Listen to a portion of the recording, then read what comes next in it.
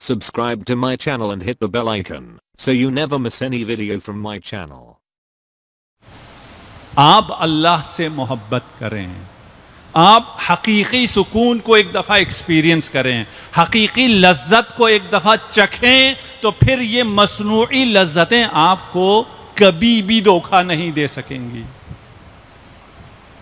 آپ کو معلوم نہیں ہے آپ کو کس چیز کے پیچھے لگایا گیا ہے, آپ کو کتنی لذتوں سے محروم کرنے کا پروگرام ہے, آپ کے علم میں یہ بات ہے ہی نہیں ہے. بے حجابی, حجاب نہ کرنا, بے پردگی ایک لذت ہے, جوانوں کے لیے لذت ہے, جو بے حجاب ہے, بد حجاب ہے, بغیر پردے کے باہر آتی ہے, اس کے لیے بھی لذت ہے, اور جوانوں کے لیے بھی لذت ہے. وہ جس گیدرنگ میں ہوتے ہیں, اسکول کالج میں بھی بڑا مزہ آتا ہے, شک نہیں ہے, اس سے تو انکار نہیں ہے کہ مزہ نہیں آتا, مزہ تو ہے. ٹائم بھی اچھا گزر جاتا ہے آفس میں, جس میں بے پردہ خواتین ہوں, اختلاط ہو, وہاں آفس بھی اچھا گزر جاتا ہے, اور اسکول کالج بھی اچھا کٹ جاتا ہے, وقت بھی اچھا ہو جاتا ہے, مزہ بھی آتا ہے. یہ لذت ہے, اور اسی لذت کی وجہ سے بے پردگی ہمارے معاشرے میں عام ہوتی جا رہی ہے. اور افسوس یہ ہے کہ جہاں خواتین میں یہ مرض عام ہو رہا ہے, وہاں مردوں کی غیرت بھی کم ہوتی جا رہی ہے. متدین مرد حضرات بھی, میں جب ابھی بے پردگی کی بات کر رہا ہوں تو بالکل برہنہ سر ہونے کی بات نہیں کر رہا میں. یہ جو صحیح شرعی حجاب رعایت نہیں کرتے, اور ایک نسل صحیح رعایت نہیں کرے گی, اگلی نسل سے پردہ غائب ہو جائے گا. کیوں؟ لذت کے لیے. انہیں یہ نہیں پتا کہ اس ایک لذت کے پیچھے یہ کتنی لذتوں سے محروم ہو جائیں گے. آج آپ اگر ویسٹ کی تاریخ پڑھ لیں, ان کو کے جو ابھی سرویز ہیں ان کو پڑھ لیں, وہ خاتون جو ایک لذت بے پردگی سے بہرمند ہوتی ہے, وہ کتنی لذتوں سے محروم ہو جاتی ہے. وہ لذت اولاد سے محروم ہو جاتی ہے, وہ لذت ہمسرداری سے محروم ہو جاتی ہے, وہ لذت انس سے محروم ہو جاتی ہے, وہ لذت اعتماد سے محروم ہو جاتی ہے. یہ تمام لذتیں جس سے آپ ابھی بہرمند ہیں, ویسٹ میں یہ لذتیں ختم ہو گئی ہیں. اب انہیں ہمسر نہیں ملتا, ان کے لیے شادی کرنے کے مواقع میسر نہیں ہیں, ان کے لیے بچے دار ہونا ممکن نہیں ہے. ان کی گروتھ ریٹ ابھی 1.6 1.5 پر آ گئی ہے, ان کی آبادی گھٹتی جا رہی ہے, ان کا اقتصاد بھی خراب ہو رہا ہے, سب کچھ ہو رہا ہے, لیکن کیا کریں, نہیں بڑھا سکتے. کیوں نہیں بڑھا سکتے؟ کوئی لڑکی کسی سے شادی کرنے کے لیے تیار نہیں ہے, شادی کر لے تو بچے پیدا کرنے کے لیے تیار نہیں ہے. کیوں؟ اس لیے کہ نہ شوہر کو بیوی پہ اعتماد ہے, نہ بیوی کو شوہر پر اعتماد ہے. حل کیا نکالا ہے؟ ایک ساتھ ایسے ہی رہ لیں. ٹھیک ہے, ایک ساتھ ایسے ہی رہیں گے, لیکن یہ جو ساری لذتیں ہیں اس سے محروم ہیں. 1990s میں سنگل پیرنٹنگ 10% ڈبل ڈیجٹ میں تھی, 9% 10% ویسٹ میں, ابھی بعض ملکوں میں 30% تک پہنچ گئی ہے. اور ان سنگل پیرنٹنگ میں سے 84% جو سنگل پیرنٹ ہے وہ فیمیل ہے. یعنی ایک فیمیل کیسے بچے پیدا کرے گی جب اسے پتا ہے کہ اس کا باپ ہی حمایت کرنے کے لیے موجود نہیں ہے. اور پھر جتنی مشکلات ہیں ویسٹ میں, جو اسکول فیلیئرز ہیں, جو ٹین ایج پریگنیسی ہے, اور باقی ڈرگز ہیں, وہ سب انہی سنگل پیرنٹس میں سے ہیں. اور یہ بھی وہ خوش نصیب ہیں جنہیں ایک پیرنٹ دستیاب ہوتا ہے. اس میں سے بہت سے لوگ وہ ہیں جنہیں ایک پیرنٹ بھی دستیاب نہیں ہے.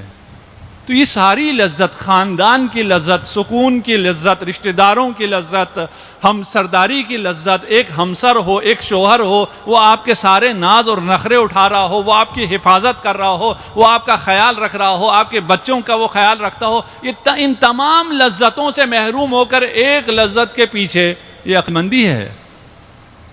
میں ابھی آخرت کی بات نہیں کر رہا کہ اگر پردہ نہیں ہے تو آخرت میں کیا عذاب ہوگا. میں تو اس دنیا میں جو عذاب ہو رہے ہیں اور ہماری آنکھوں کے سامنے ہو رہے ہیں, آج آپ اس کو تھوڑا سا گوگل کر لیں, آپ کو پتہ چل جائے گا کہ ویسٹ ابھی کس عذاب میں ہے, اور اس عذاب کا اصل وجہ یہ بے پردگی ہے. اس بے سکونی کی اصل وجہ یہ بے پردگی ہے. اگر سکون چاہتے ہو تو نماز پڑھو, اول وقت نماز پڑھو, نماز کو سمجھ کر پڑھو, نماز کو ہمیشہ پڑھو, اور نماز پڑھنے کے بعد نماز جن چیزوں سے روکتی ہے ان پنجروں کو, ان ونڈوز کو بند کر دو. آنکھیں غیر محرم کی طرف نہیں اٹھنی چاہیے, نہ اٹھاؤ. اس میں بہت بڑی لذت ہے. ثواب اور معنویات کی بات اپنی جگہ, وہ جو سکون اور اطمینان ملے گا وہ اپنی جگہ. مادی بہت سی لذتیں ہیں جس سے آپ بہرمند ہیں, لیکن آج سے 50 سال بعد ہم لوگ بھی بہرمند نہیں ہوں گے اگر اسی طرح ہم چلتے رہیں. صلوات پڑھ دیجئے محمد و آل محمد.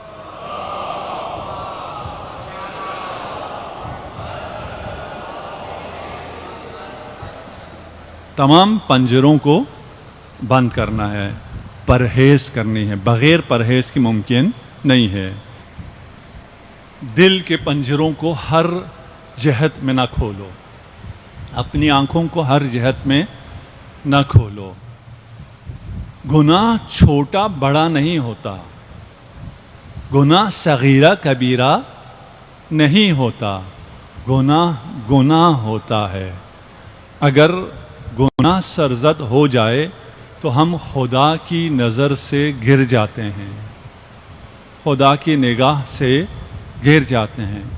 قیامت کے دن سب سے سخت عذاب کون سا ہوگا؟ سب سے سخت ترین عذاب یہ ہے کہ اس دن خدا بندے کی طرف نگاہ نہیں کرے گا. گناہ سے آپ خدا کی نظروں سے گر جاتے ہیں. چھوٹا بڑے کی بات ہی نہیں ہے. آپ چیک بناتے ہیں, چیک جب بناتے ہیں اس میں کہیں بھی چھوٹی سی اور رائٹنگ ہو جائے یا بڑی ہو جائے, چیک ختم, آپ کا چیک پھر نہیں چلتا. اس میں یہ نہیں پوچھتے کہ یہ جو آپ نے ایکسٹرا لائن لگائی ہے, ایکسٹرا ورڈ لکھا ہے, یا جو کٹنگ کی ہے وہ زیادہ ہے یا کم ہے. ہمارے ساتھ روز ہوتا ہے, روز چیک آتا ہے اور روز اس کو کہتے ہیں یہ چیک اس میں اور رائٹنگ ہو گئی. حل کیا ہوتا ہے؟ ایک سائن اور کر دو. ایک سائن اور کیا ہوتا ہے؟ اعتراف کر لو کہ غلطی ہو گئی. پھر چھوٹا ہو یا بڑا ہو بینک اس چیک کو قبول کر لیتا ہے.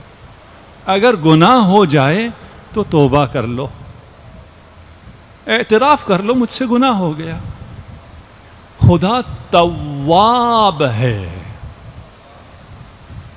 جانتے ہو تواب کسے کہتے ہیں؟ یعنی بار بار توبہ قبول کرنے والا ہے اور بہت زیادہ توبہ کو پسند کرنے والا ہے. اس کا مطلب پتہ ہے کیا ہے؟ یعنی وہ شخص جو جتنا زیادہ معصیت کر رہا ہے اور معصیت کے بعد جتنی دفعہ زیادہ پلٹ کر آ رہا ہے وہ خدا کو زیادہ محبوب ہے. یہ بھی غلط ہمیں بتایا جاتا ہے کہ بھئی اگر آپ نے اتنے دفعہ توبہ کر لی اب چھوڑ دو توبہ کرنا. نہیں, 1,000,000 دفعہ بھی اگر توبہ کیا ہے دوبارہ توبہ کرو. تم خدا کے نزدیک زیادہ محبوب ہو. تم جانتے نہیں ہو, تم خدا کو نہیں پہچانتے ہو, تم خدا کی معرفت نہیں رکھتے ہو.